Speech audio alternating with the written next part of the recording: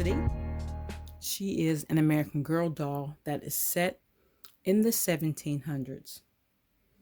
Although the 18th century is out of my area of study for historical clothing, since I decided on using the American Girl dolls as my fashion dolls, I wanted to get all 6 of the historical dolls, and that puts Felicity on that list. So I figured, why not? Okay, now, there is a thing called fashion dolls.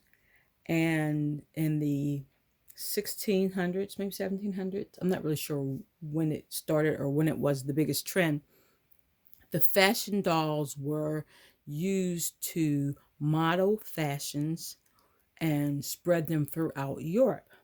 So while we're waiting for the latest magazine cover or internet blog or whatever with the fashion trends of the year, these dolls came across land and sea, showing the latest fashions that came out of Paris, Italy, places like that. Still the same places you create the fashion trends for today.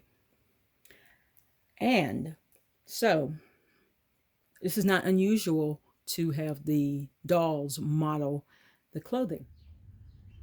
Here is Felicity Merriman among the hydrangeas.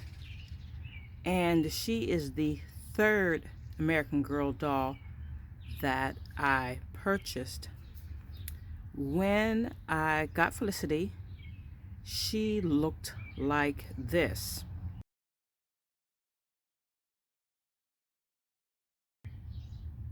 The person who was selling her did not know which girl doll she was, but of course I did. And so I decided I would go ahead and purchase her. She kind of looked a hot mess in the picture, but when I got her and got her hair brushed and everything, she was in very good condition. So Felicity here, I'm probably not going to be making a lot of 1700s clothing for myself, but I do like this jacket. It looks a lot to me like the swallowtail jacket, I think it's called, at historical Williamsburg. It does look a lot like that. And basically, that's where Felicity lived, Williamsburg. And her story is placed at the beginning of the Revolutionary War, the American Revolutionary War. That just gives you a little context for this outfit. So think 1770s. Now, it's not always possible to make doll outfits 100% historically correct. It kind of depends on the doll. And the American Girl dolls are shaped in such a way where some things are a little more complicated. But in this case, we get as close as we possibly can. All right, now, this particular outfit is from the American Girl doll patterns. And I don't even know when those dolls came out, but there are patterns for all 6 of the historical dolls. Well, all 6 of the original historical dolls. And I want to say that Josefina came out like in 1990s. So the patterns are somewhere between, I guess, 1990s and 2000. I'm not really sure. They might even be a little older than that. I don't know. But roughly, think about that range is when these patterns came out. And there are people who are selling these patterns on eBay and Etsy. And I think I mentioned that before. But you can download them for free. So I'll just let you know that. Now, this is Felicity's school outfit, is how they described it on the pattern. And this fabric that I found in Pins and Needles, it's a local quilting shop here. It really closely mimics the fabric that is from her original meat outfit. I think the fabric there is whiter, but it still kind of got that red dots feeling, and these little guys are red hearts. And it was just so adorable. And the moment I saw it, that's exactly what I thought it would be great for. So let's see. We're just going to disregard the round ear cap. because this one I didn't make. I've made plenty of round ear caps, but not this one. I got this from eBay about 10 years ago when I first really started getting into the dolls in order to be my historical fashion plates for my classroom. So we're going to skip that. She's also missing the hat. That's because it's still in the mail. So in subsequent pictures or videos, you'll see the straw hat on the top. And for life of me, I can't remember what the name of that hat is called, but it has a name. Okay, so we're going to skip that. This is the swallowtail jacket, though it's not as swallowtaily in the back as the one from Williamsburg. Oh, actually, maybe it is. I really love that flare that's created there. I had a really complicated time with these right here. It was complicated. At any rate, she has on her red petticoat and whatever material, the cotton that I made this out of, I want to make sure I never make it out again because it picks up every little speck of everything. Like, what in the world? Where did that even come from? So, picks up specks. She also has a, let's see, let's pull this up, a 18th century style shift underneath. You can't really see that, can you? She has corset on, a pocket on, and a extra petticoat. I only put 2 petticoats on her this time because anymore she's not going to be able to fit around the circumference of the doll. And I didn't put a bum roll on her because I couldn't find it and I didn't want to make another one. And besides, well, the other extra bulk she has on, I didn't really think she needed it. All right, so you've seen the outfit. Let's go ahead and take this off. This lacing right here was recommended by the American Girl pattern, and it looks to me to be pretty accurate as far as lacing is concerned. This particular string, it's just 8-2 weaving cotton. No, sorry, 8-4 weaving cotton, because I went to Walmart twice and didn't come back with suitable ribbon. So I'm going to need to fix that because it's not exactly the easiest thing to deal with. So let's take the jacket off so that I can examine it. Okay. Now, I really like the construction of this jacket. It is lined. So I made 2 layers and they're an outer layer and bound them together. From the bottom, you can see it's finished. And they're bound together to a side seam over here. I don't have a serger. I thought about using the pinking shears, but instead I just close these seams up. So I'm working on ways to close the seams because my machine is older and it does not really like trying to zigzag on the edge so much. Probably need to just adjust the feed dogs. Okay, you can see the eyelets here. The eyelets are hand sewn. I did try with the other corset to use my eyelet setter, and I just didn't like the results of the metal eyelets. So I didn't really want to hand sew a bunch of eyelets, 24 in total.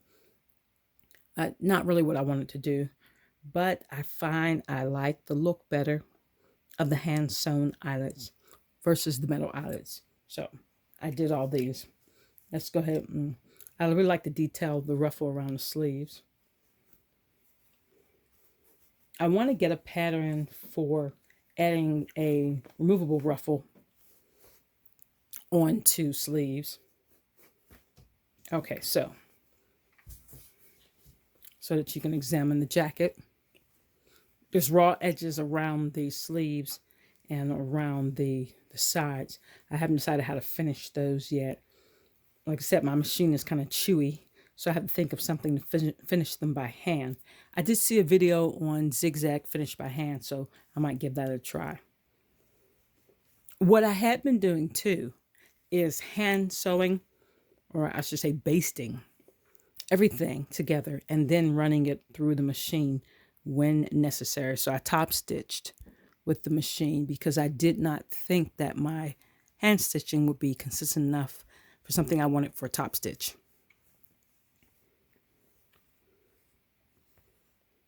But I have finished other outfits completely by hand.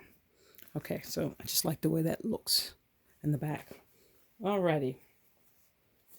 We are moving on to the skirt. And in true form, once I had put on the corset and all the other stuff, the only way to get the skirt on properly was to pull it over top of her head. Okay, this skirt is going to be closed with a tie. Okay. It would fit fine if I hadn't added all these layers. And I have to really think about how I want to say this carefully, but I don't think American Girl really thought about the extra layers underneath the outfits.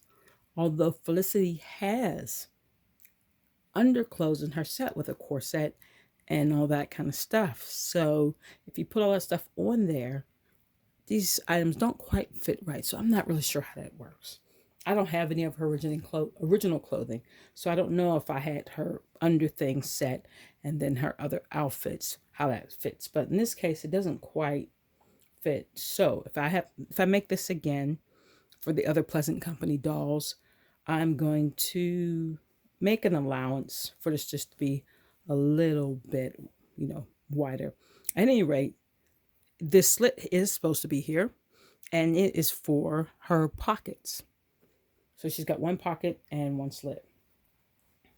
And I'm just going to put some ties on there.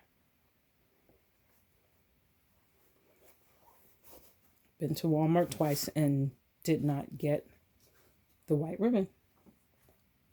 Okay, so here's her pocket. The pocket was no particular pattern. As you might know, I make pockets all the time. So all I had to do was draw the shape. And it is a functional pocket. Just drew the shape and made just a smaller pocket than what I would normally make. So off with the pocket. Okay, this is the half petticoat. Okay. It's basically just a slip, a short slip. That ties in the back.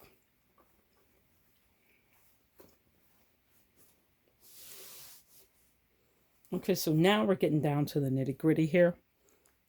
Poor Felicity, she's exposed.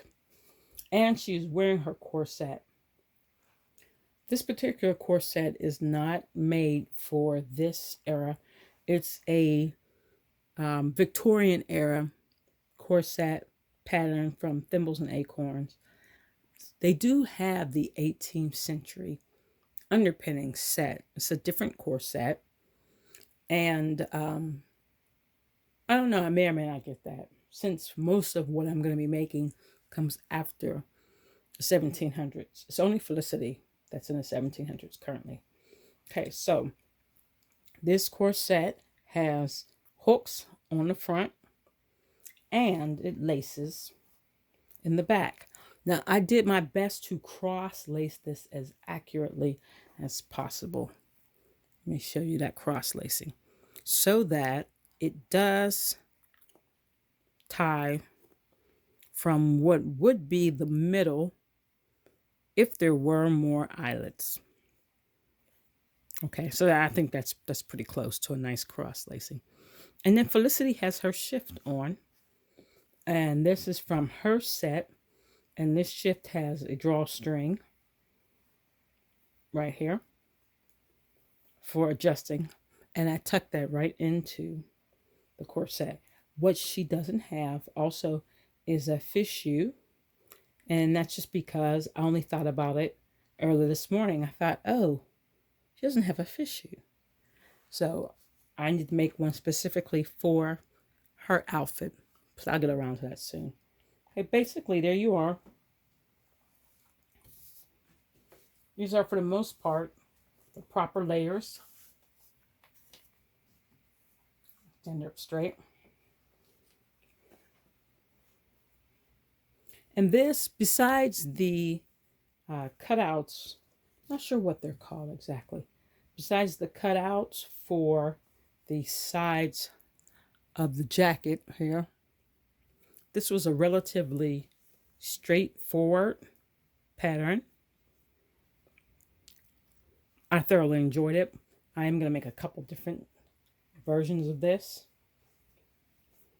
and some other fabrics.